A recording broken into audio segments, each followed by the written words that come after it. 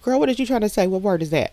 Make sure the soap. Okay, one more time. I'm trying to tell y'all I'm sorry, but I'm not doing this voiceover again.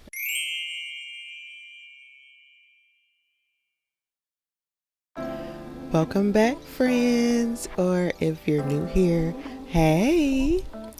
This little happy corner of these here internets is where I play in my hair, mix up my magical concoctions, or go completely rogue on a recipe in the actual kitchen. Today we mixing up some concoctions, well, a concoction in the name of a spiced caramel pear scented soap for fall, which I just released all of my fall soaps yesterday. So we gonna start out with making this aloe vera juice based lovely, and here I am measuring out that very aloe vera juice. And an aloe vera juice soap really is just a soap that's made with aloe vera juice instead of water. So here I'm adding sugar. I like to add sugar to my fluid hot processed soap because it helps with the fluidity, and it also helps to make a more bubbly bar at the end. Here's my sodium lactate that I also add. I also add it to help with fluidity, and it makes a nice harder bar at the end. So then I just like to stir those up and kind of help them dissolve before I add in my lye. Speaking of, we're going to measure that out here on my trusty scale in my trusty cup. Everything is trusty today. Trust me. All right. So then I'm going to combine the two together, giving the aloe vera juice a stir and pouring in that lye, and we're going to stir that up until it's not so cloudy. It's never going to go clear like water because it's not water, obviously. Go ahead, state the obvious, girl. But I just like to stir it until it's a little less cloudy. Get everything nice and dissolved. I want to combine it with the oils while it's at least at 180 degrees. I actually want them both to be around 100, well, no less than 180 degrees. I prefer my oils to be at around 200. So gonna go ahead and pour that lye mixture into the oils very carefully. You don't want to splashing around. Not good, not safe. We gotta be safe, friends. Okay, we're gonna stick blend this now, and I stick blend pretty close to completion. Start off with it all, separated, and we're going to stick blend it to emulsion where it starts to come together. We're gonna see trace, which is like near a pudding-ish consistency, maybe a little looser than pudding, but close. Give you an idea of what you're looking for. It's looking pretty tracey there to me. And we're gonna stick blend right past that. That used to be where I would put the lid on and wait for a volcano, but I don't do it that way anymore because in my mind I feel like this way is faster. So I just keep on stick blending, and it starts to look like it wants to separate again. You start to see what less smooth, maybe a little chunky. You may start seeing little bubbles pop in, like it's wanting to boil. I used to see that phase, get scared and stop. Don't get scared, don't stop, keep going. So I start doing like a stir and stick blend thing where I am pulsing the stick blender while I'm stirring and stick blending. You can't hear that because the sound of the video is off, but I take the stick blender out just to see if I'm going to get a volcano. It is not volcanoing up to the top, but when I put my stick blender back in, it is much thicker. Definitely pulsing here, pulsing and stirring, because I don't want to wear out my poor little stick blender. All right, so I'm going to keep stirring and stick blending. That's what you want to do if you want to try this method. And it is really getting to cook down there. We can't see it on top, but we're going to find out real soon. One of my favorite parts is where the soap starts to volcano, and you can usually see it rising. It's taking a long time. Did we not get a volcano this time? I don't know. Girl, what we doing? Well, it did start. I could see it in the middle. And you can see where it starts with a lighter part that's like fluffy mashed potato-y looking. I don't know what else to call it. It starts rising up. So we're going to go back and go in with the stick pulsing stir, stick blend, pulsing stir, whatever, you know what I meant. I'm always assuming that you know what I meant. Anyway, we're going ahead and stick blending and stirring. So it's like looking like It's just wanting to volcano even in the midst of the stick blending. Girl, why don't your mouth work? You do this every time. How many videos have we had? Okay, enough.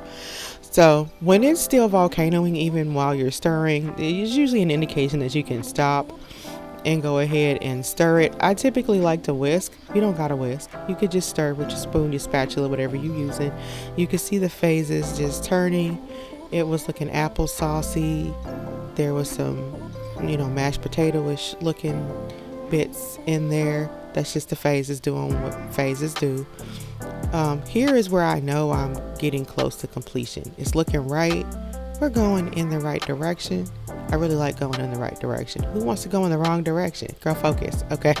Anywho, aggressively stirring. I like to also scrape the sides of my pot while I'm stirring as well with my whisk. And again, you can see the phases happening. You can see when they start to change.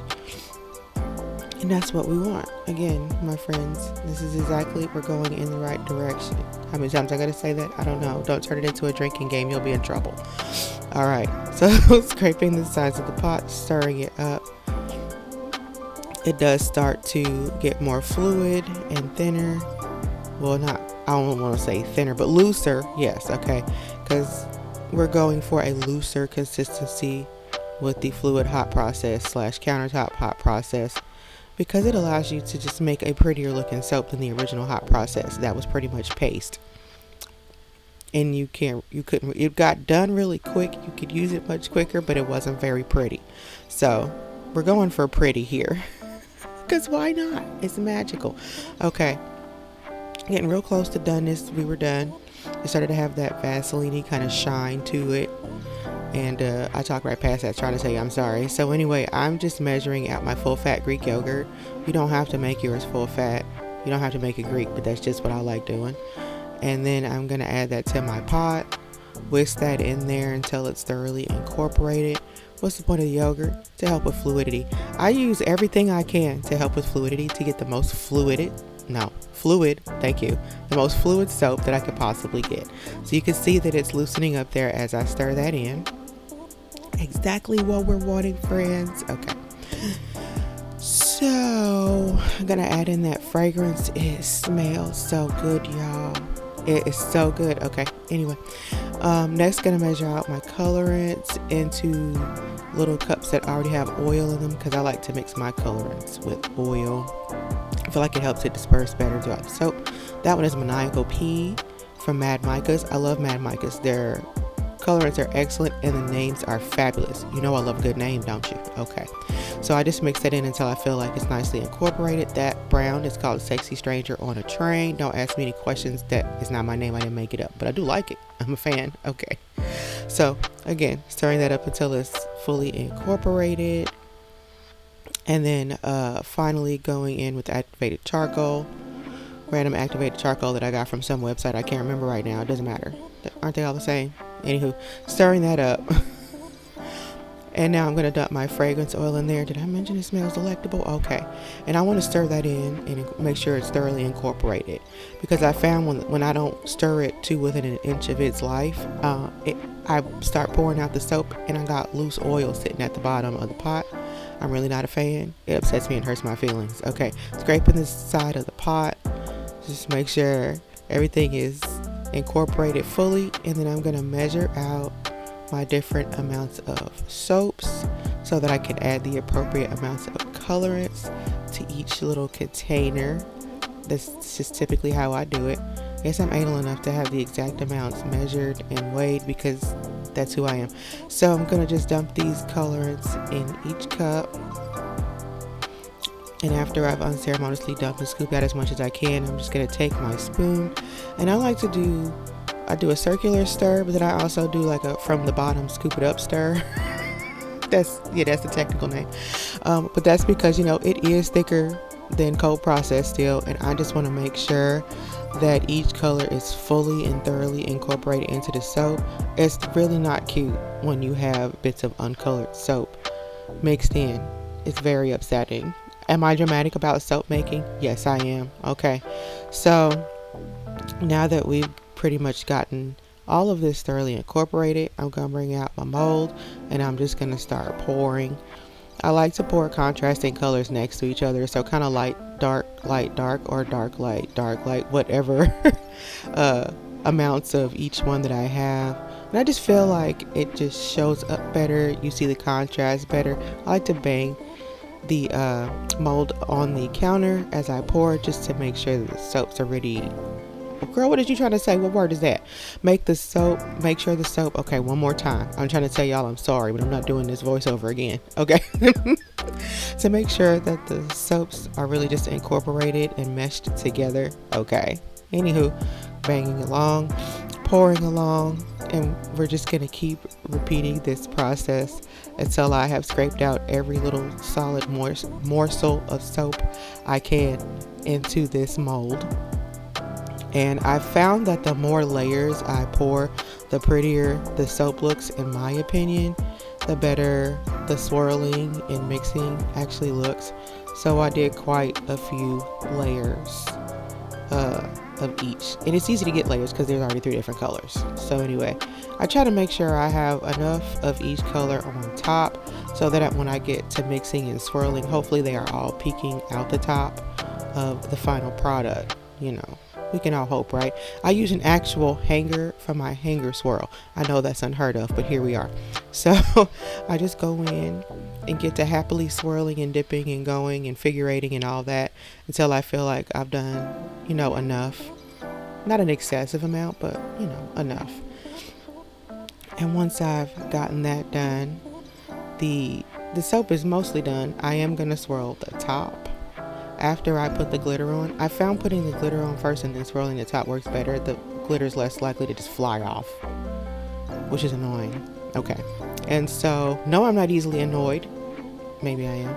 All right, so now we're done. Like, done. This is the soap. It's very pretty.